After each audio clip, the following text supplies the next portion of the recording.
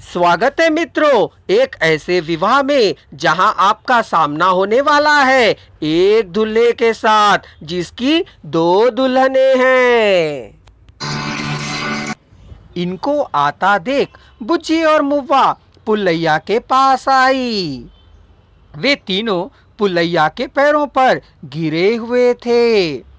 बाल बच्चों के साथ 100 साल तक सुखी जीवन व्यतीत करो कह उनके सिरों को स्पर्श कर पुल्लैया ने आशीर्वाद दिया।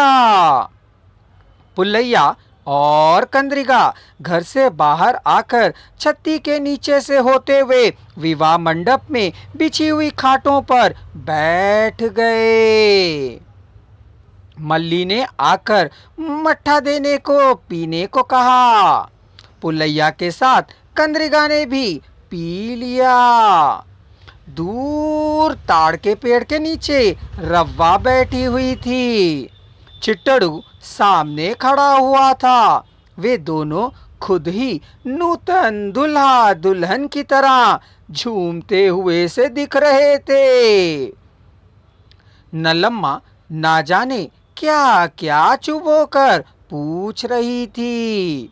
बुज्जी से जोर देकर भी पूछ रही थी। वह लड़की बस हंसती ही जा रही थी। नलम्मा बेटी के सारे शरीर को टटोलती रहने पर वह उछल उछल कर गिर रही थी।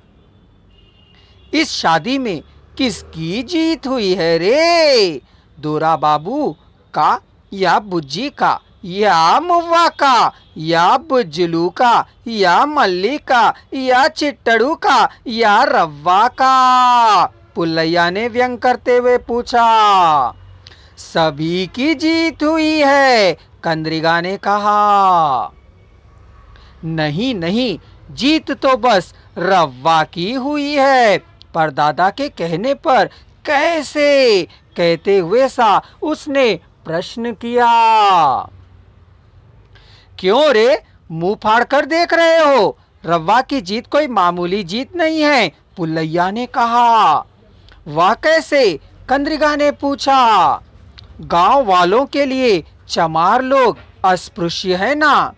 चमारों से वैसा बनाकर जीने वाले बाहर दलों में एक दल की लड़की सिंधु वैश्याओं की रव्वा है।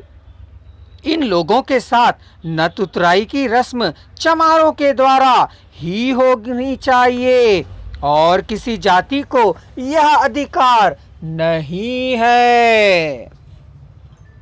चमार इस लोगों से शादी नहीं करते हैं।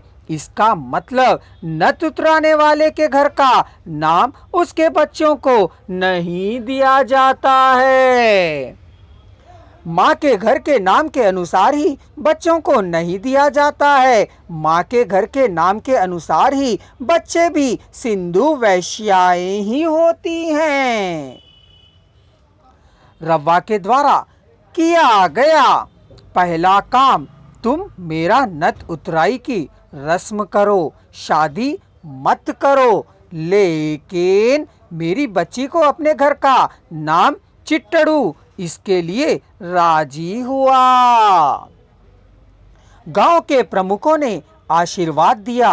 वाह है रव्वा की पहली जीत। उसके बच्चे अब सिंधु वैश्याओं के बच्चे नहीं हैं, चमार बच्चे हैं वे।